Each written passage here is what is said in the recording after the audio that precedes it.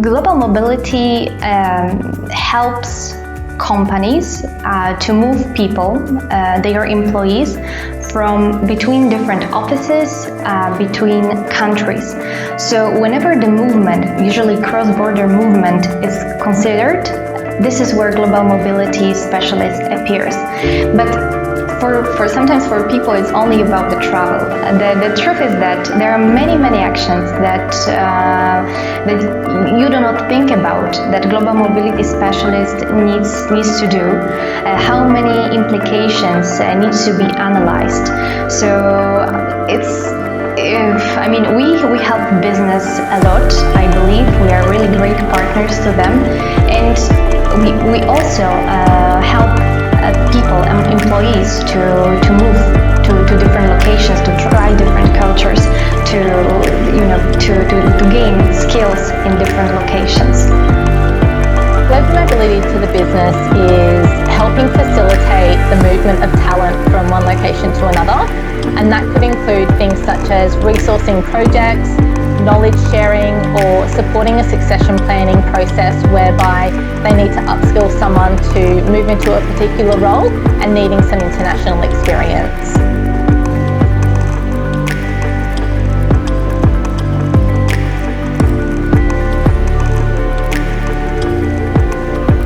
So for Singapore, I would say that it has a very strong infrastructure of transportation and housing.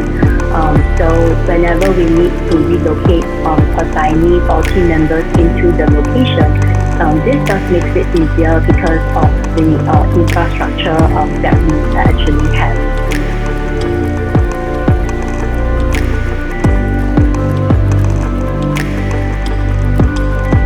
I think one of the biggest challenge in the Indian market is adaptability.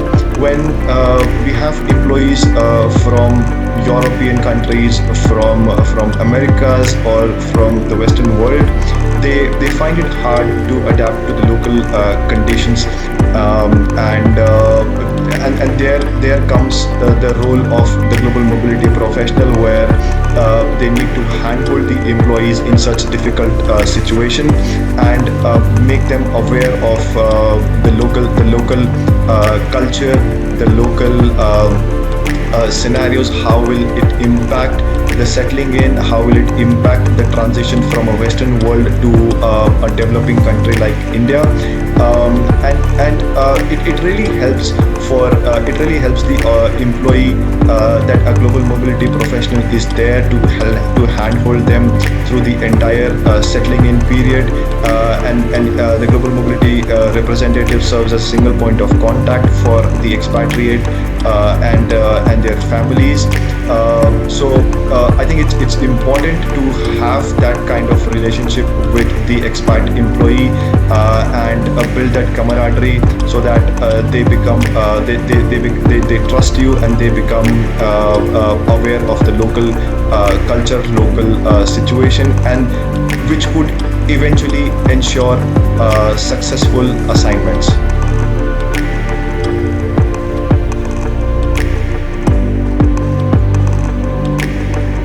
One of the key parts about moving into Singapore is that it is truly a city-state that has undergone economical, cultural, and political globalization. We began as a little red dot that has earned its place on a global stage today. So I think it is because it has its well interconnectedness with many different parts of the world.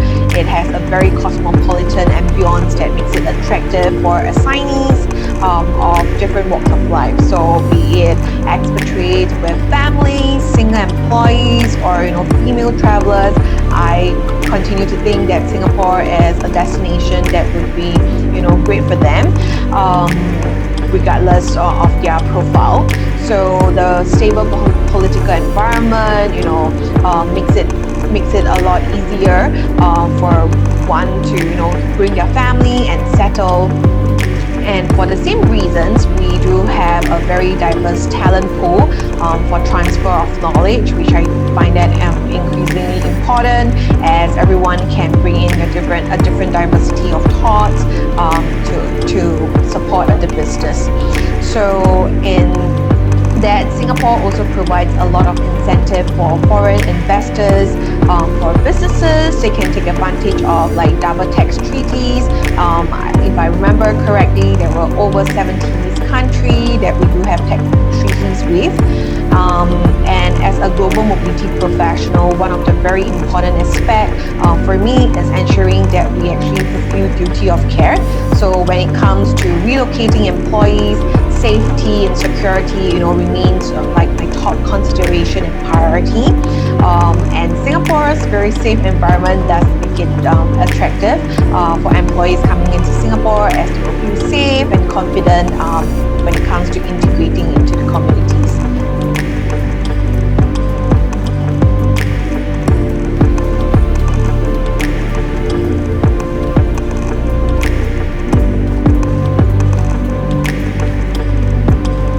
So it's actually a really big attraction tool for subject matter expertise in their field to look to relocate to Australia and look at settling down here more long term.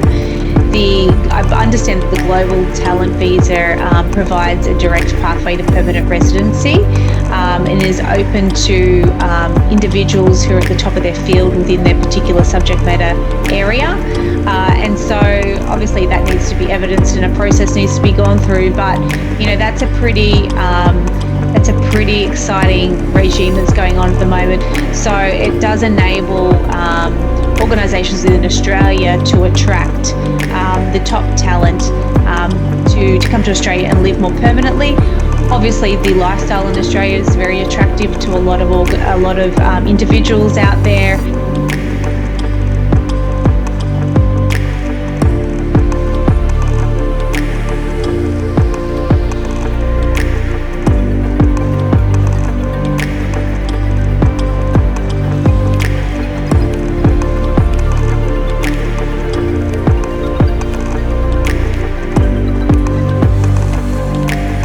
Generally, Singapore's a great place to live in. It's a land of opportunity, and as a city, it offers, it's a great cosmopolitan city. It's clean, it's green, relatively safe. From a career standpoint, we have lots of industries that are being based here, so there are lots of options that are available. And coupled with a very competitive pay framework, salary framework, I think that's quite attractive for people to relocate to Singapore. On the flip side, being a small city, property prices tend to be on the higher side because it's land scarce, and that can make housing prices a little bit on the pricier side. And again, because it's a small country, we import pretty much everything, and that drives the cost of living up. But all in all, I think it's a great city to live in. Singapore as a location is obviously an incredible place because it is a world leader, especially for expatriate talent. But yet, it is still within Southeast Asia, which as a region isn't potentially it's still a developing market. So what can be challenging, and what I've experienced over the years that I've been here, is that the large multinational companies consistently look at APAC as potential growth. But what they don't understand or see or aren't able to grasp are the individual characteristics of Singapore and Southeast Asia, because it's a very unique market. So I would say what can be challenging is working for these large companies that have a large footprint, that have a one-size-fits-all approach, and translating that into a way that works in this part of the world. Specifically in Singapore, you can go from Marina Bay Sands, which is a multi-million-dollar hotel that looks like something from a space odyssey, like it's incredible, and then you can turn a corner and you can be sat in a hawker market eating a plate of chicken and rice that's cost $3. It is unlike anywhere else that I've certainly spent extensive time in. But I would say on the flip side of that, the opportunities are endless. Because it's a Southeast Asia developing market, there is a world of growth here just waiting to open up. And Singapore, the beauty of it, everywhere's on your doorstep. If you're based in Singapore, or your company is based in Singapore, you can get to most of the Southeast Asian countries within a couple of hours. You can get to South Asia within 2 to 6 hours, depending on where you're going. And you know, it's relatively central when we're talking internationally. So it's a great location, both physically and in terms of economic market for development.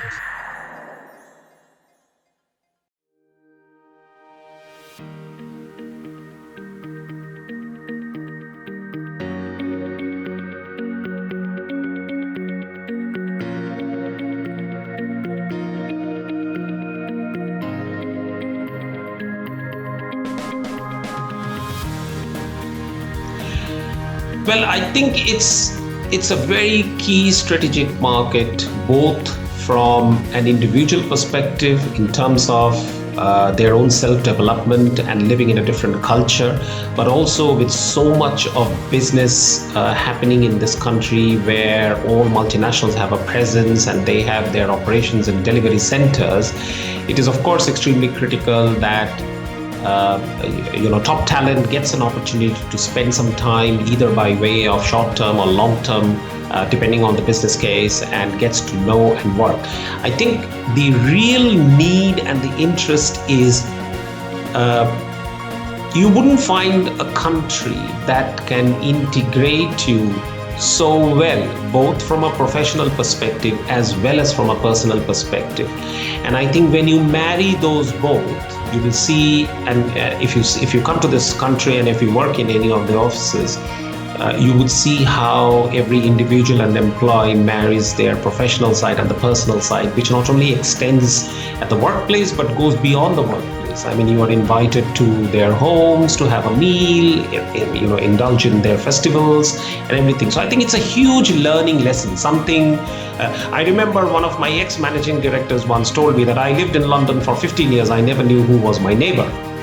And when I listened to that kind of a statement, I said, you are actually in the right spot in Bengaluru for the next 3 years, where you're going to have an assignment, and I'm sure that will change. So I think there was a time when people used to say, if you want to be successful in your career, you must have India on your passport. So I think it's a blend of culture, it's a blend of interpersonal relationships, it's understanding how work is done.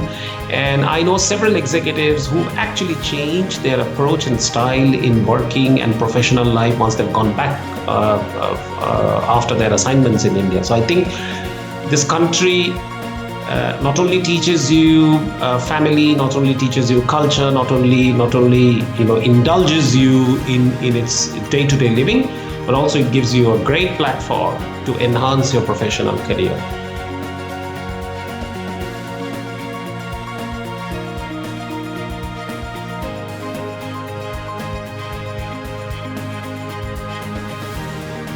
People actually think that Singapore is a very easy landing ground.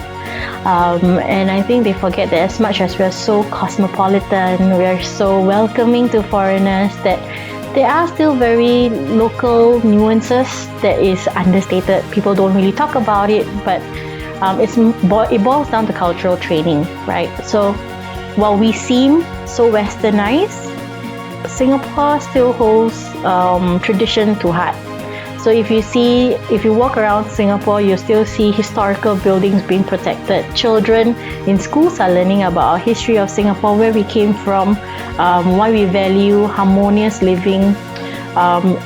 Between religions and races, we all think of ourselves as just one Singapore, not, oh, you are a Chinese or you're a Malay or an Indian. Everybody gets very protective when it comes to helping one another, and that might kind of be different from where the assignees are coming from. So it could be, there might be some xenophobic behavior or patterns that are in the communication, and that boils down to how the employer is then deciding, is this employee the right person to move?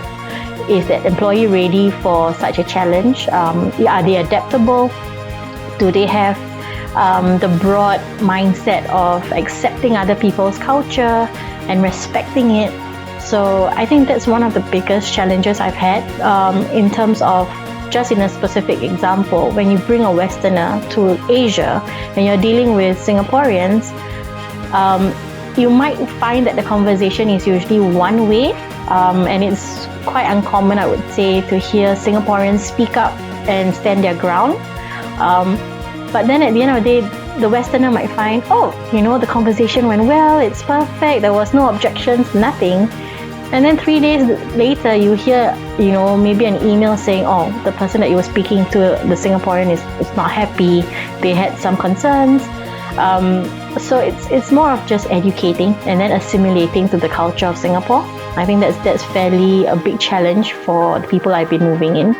The key reward, it is a very soft landing ground compared to the other neighboring countries that we have.